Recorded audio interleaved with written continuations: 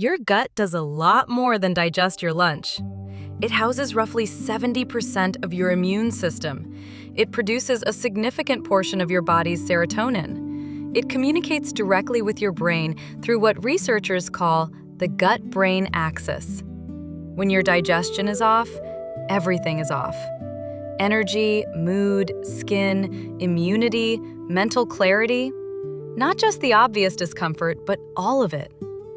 The good news is that some of the most effective tools for healing your gut have been growing in gardens and fields for thousands of years. Herbalists and traditional healers around the world developed deep knowledge of exactly which plants calm inflammation, stimulate digestion, repair damaged gut lining, and restore balance to the microbiome. And modern research is increasingly proving what generations of practical experience already knew. Today, we are walking through the most important herbs for digestion and gut health, organized by what they actually do, so you can match the right plant to your specific issue. This is practical knowledge you can start using right away. First, understanding what can go wrong. Before we get into the herbs, it helps to know that different digestive problems require different herbal approaches. Using the wrong herb for the wrong condition will not help, and in some cases can make things worse. Most people assume heartburn and bloating mean too much stomach acid. In reality, the opposite is far more common. Low stomach acid leads to incomplete protein digestion, poor mineral absorption, and bacterial overgrowth in the upper digestive tract. A sluggish liver, or reduced bile flow, causes bloating and nausea after fatty meals. Chronic gut inflammation damages the mucosal lining and impairs nutrient absorption. Intestinal spasms and unpredictable bowel habits often get labeled as IBS. And dysbiosis, an imbalance in the gut microbiome, where harmful bacteria or fungi crowd out the beneficial strains, underlies a wide range of digestive and systemic health issues. With that in mind, let's go through the herbs in 4 categories: bitters, carminatives, gut healers, and antimicrobials. Category 1. Bitter herbs. Bitters are the foundation of herbal digestive medicine, and the most neglected category in the modern diet. When a bitter substance touches the taste receptors in your mouth, it triggers a reflex cascade. Saliva production increases, stomach acid secretion rises, bile releases from the gallbladder. The entire digestive system primes itself for the meal ahead. Traditional cultures around the world consumed bitter foods and herbs with every meal because they understood, even without modern science, that digestion begins before the first bite. Dandelion root is one of the most accessible bitter herbs available, and the fact that most people spray it with herbicide and throw it away is a genuine loss. The root acts as a gentle liver tonic, stimulates bile production, and improves fat digestion. It also contains inulin, a soluble fiber that feeds beneficial bacteria in the colon. Roasted dandelion root tea before meals tastes remarkably like coffee. Tincture form works well for daily use. This is the herb to reach for when you feel heavy and sluggish after eating, especially after fatty meals. Gentian root is one of the most intensely bitter substances known. It remains detectable by taste at a dilution of 1 in 12,000. That extreme bitterness makes it one of the most powerful digestive bitters available, capable of dramatically stimulating stomach acid and enzyme production, even in tiny doses.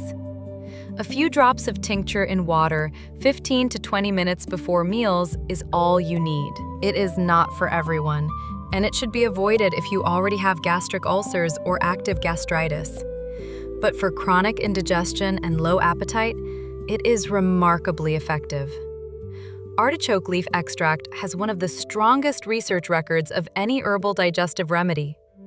Its active compounds stimulate bile production, support liver function, and reduce symptoms of functional dyspepsia.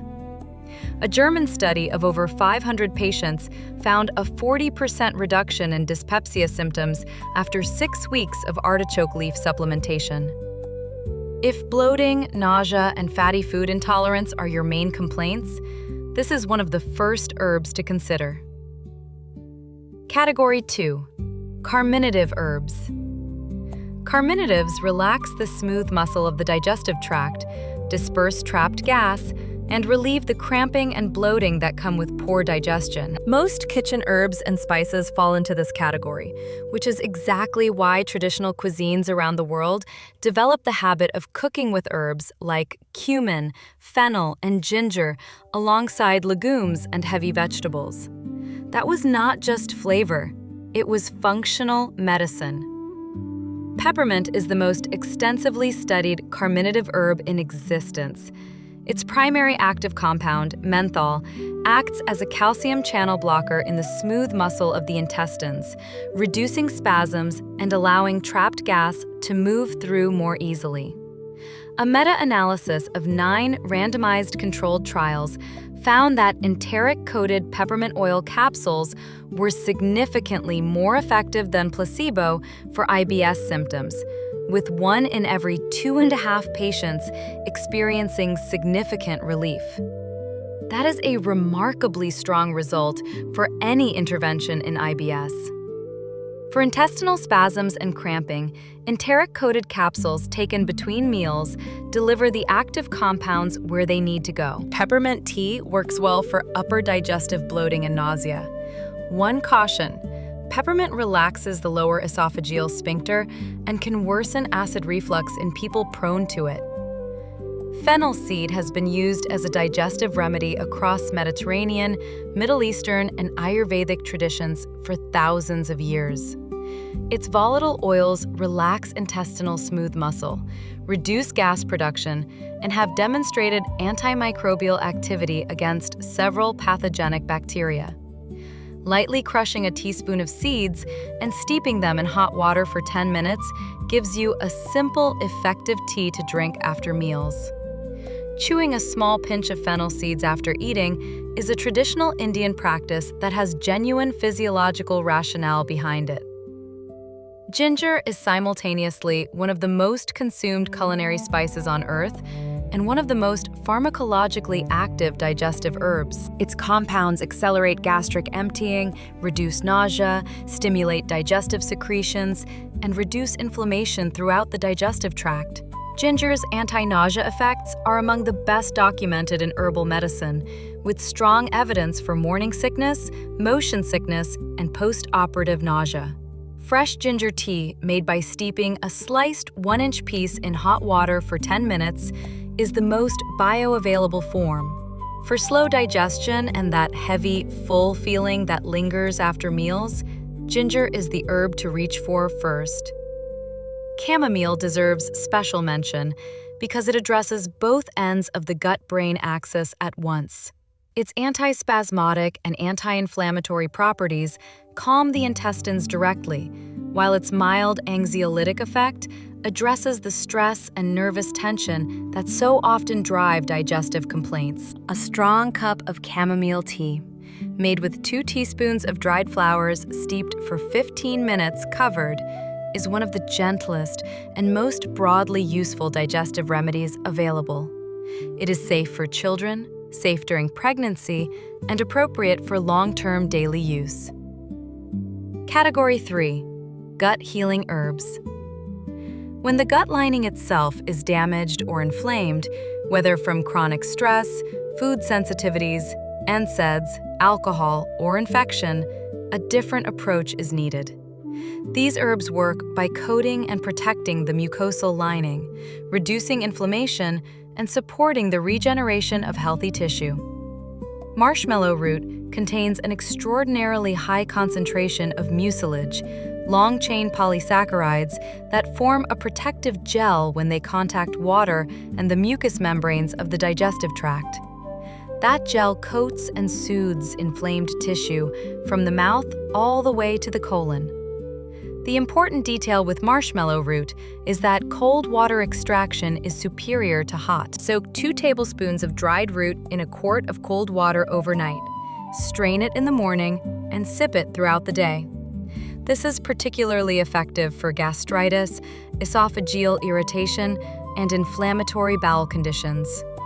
Slippery elm bark works through a similar mechanism, forming a protective coating throughout the digestive tract, but it also contains antioxidants that reduce inflammation and has prebiotic properties that feed beneficial bacteria.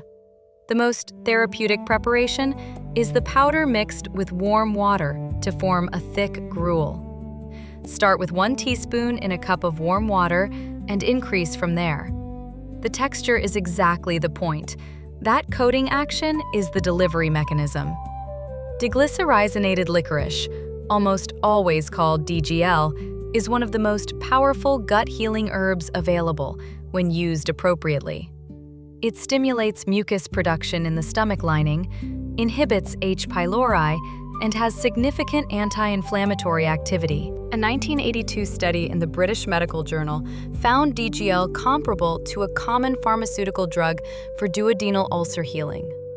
Chewable DGL tablets taken 20 minutes before meals is the standard protocol for gastritis and ulcers. Chewing matters because it triggers salivary secretions that enhance the herb's protective effects. Calendula flowers are one of the most versatile healing herbs available, and their internal use for gut health is significantly underappreciated compared to their well-known topical applications. The flavonoids and triterpenoids in calendula reduce intestinal inflammation, support mucosal healing, and have demonstrated activity against several gut pathogens.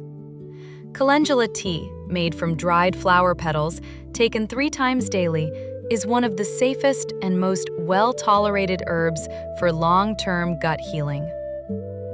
Category 4. Antimicrobial herbs for dysbiosis. When the gut microbiome is imbalanced, whether from pathogenic bacteria, fungal overgrowth, or bacterial overgrowth in the small intestine, antimicrobial herbs can help restore balance without the broad-spectrum damage that pharmaceutical antibiotics cause to the beneficial bacteria you need. Oregano oil is one of the most potent botanical antimicrobials available. Its primary active compounds, carvacrol and thymol, have demonstrated broad-spectrum activity against bacteria, fungi, parasites, and some viruses. Research has confirmed activity against Candida, Giardia, E. coli, and H. pylori, among others. Enteric-coated capsules deliver the active compounds to the small intestine, where they are needed most. The important practice with oregano oil is cycling. Use it for 2 to 4 weeks, and then follow with a period of focused probiotic and prebiotic support. Because oregano oil does not discriminate well between harmful and beneficial bacteria. Berberine, found in barberry, Oregon grape, and golden seal, is one of the most researched botanical compounds in modern science. It has broad-spectrum antimicrobial activity, modulates the gut microbiome, reduces intestinal inflammation, and has been shown to be comparable to metformin for blood glucose regulation in type 2 diabetes. The connection between blood sugar dysregulation and gut dysbiosis runs deep, and berberine addresses both simultaneously. 500 milligrams 2 to 3 times daily with meals is the standard approach, followed by probiotic repletion. Berberine is contraindicated in pregnancy. Building your own herbal protocol.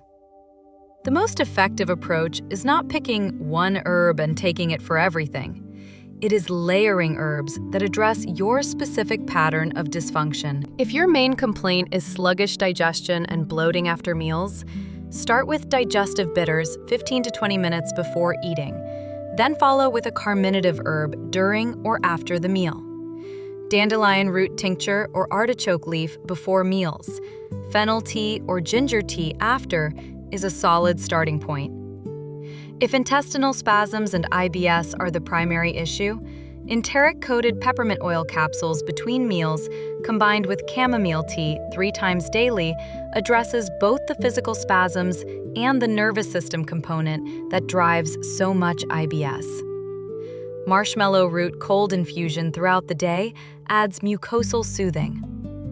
For gastritis or suspected ulcers, DGL chewable tablets before meals, marshmallow root cold infusion throughout the day, and calendula tea 3 times daily is a well-supported protocol. Avoid the bitter, acid-stimulating herbs during the acute phase. If H. pylori is suspected, berberine and licorice root have the strongest evidence. For dysbiosis and candida overgrowth, use antimicrobial herbs in rotation for 2 to 4 week cycles, then follow with 2 weeks of intensive prebiotic support using slippery elm, marshmallow root, burdock root, or chicory root. Address diet at the same time because antimicrobial herbs work significantly less well against entrenched dysbiosis when the diet continues to feed the pathogenic organisms. Your body already knows how to heal. It just needs the right conditions and the right support. These herbs, paired with a whole foods diet, adequate sleep, and reduced exposure to gut-damaging inputs, give your digestive system the best possible chance to do exactly that. The knowledge we covered today goes back thousands of years. It did not disappear.